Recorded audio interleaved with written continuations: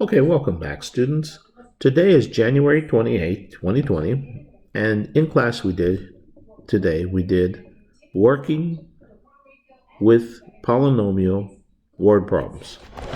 Some of my classes, we didn't get to question 3, so I just wanted to go over it just to make sure you see how it's done. All right, let's get started. Of course, we're going to follow the 4 steps to solving word problems. For step number 1, pretty simple, read. You got to understand what's going on. Sometimes you'll need a picture, sometimes you'll need a sketch, sometimes just some information is enough. So, Diane needs a piece of paper whose length is 4 more inches than the width. The area is as close as possible to 50 inches. To the nearest inch, what would the dimensions of the paper be? Okay, so what's going on? We have a sheet of paper, and in this example, I'm just going to draw a little sheet of paper. Here we go. My perfect drawing. And I know that I want the area of the sheet of paper to be as close to 50 inches squared, because that's what it says. So I know area needs to be as close to 50 inch squared. That means I don't want it over 50 inches squared. Well, what do I know about my sheet of paper? Well, I know I got a width and I got a length. Okay, what do I know about the width? Well, not much, because it never really said anything about it. But I do know whose length is 4 more inches than the width. Going back to August, the beginning of the class, we talked about verbal expressions, and we specifically talked about the phrases more than and less than. Of course, the word inches is in the way, so we're just going to scratch it out. More than and less than. If you remember correctly, these were the special case words in which when you see them, you have to remember that the order is reversed when you write it out. So if I have 4 more than the width, I got to remember to write it as my length is my width plus 4. All right, so it seems like we got everything we need now. Well, we know the formula for area, and of course, you were taught this, and it is in your lecture notes. The formula for area is A equals length times width. Well, we know what our length is. Our length is W plus 4, and our width is just W. And by the way, that's a plus because it's coming out kind of ugly. And equals, we want our area to be 50, as close to 50 inch squared to the nearest inch. Okay, what does that mean? That means that I don't want half inches, I don't want quarter inches, I don't want 3/4 inches. I want 1 inch or 2 inch or 3 inch, so on and so forth. All right, so we got everything we need, and our goal is to get as close to this 50 as possible without going over. All right, so here we go.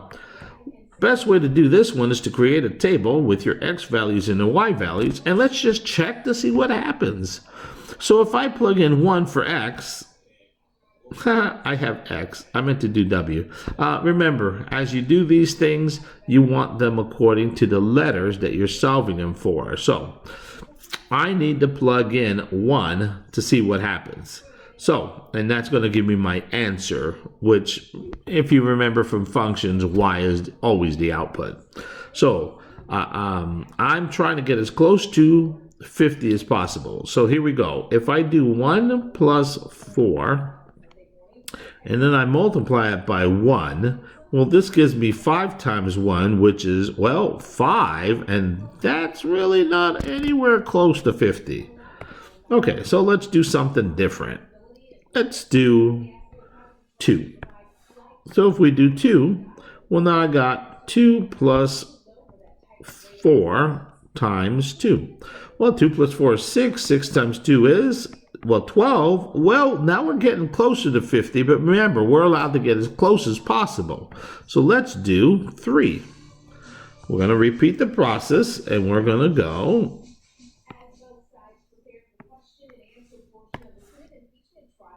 3 plus 4, and then times 3.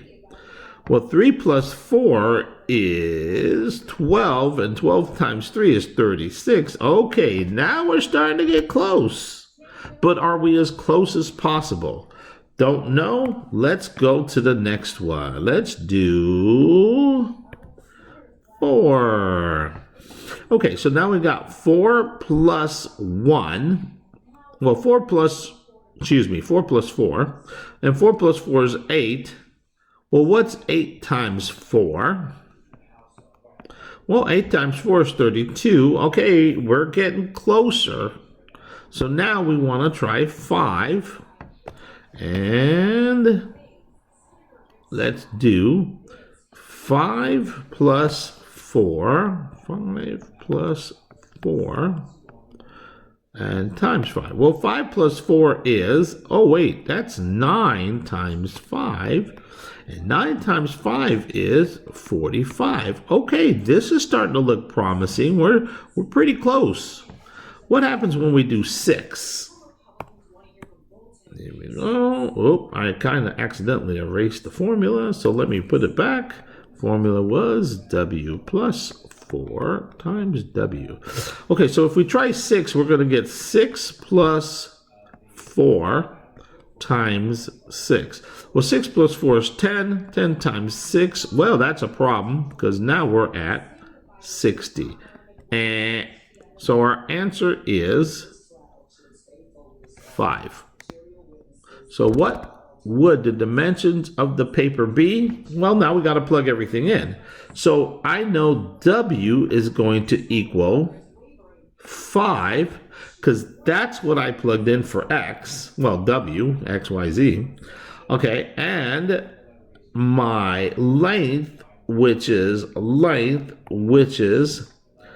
W plus 4 is going to be 5 plus 4, which is 9. So my length equals 9. There you go. That's how you do this type of problem. Hope this video helped. I will be posting another video for question number 3 relatively soon.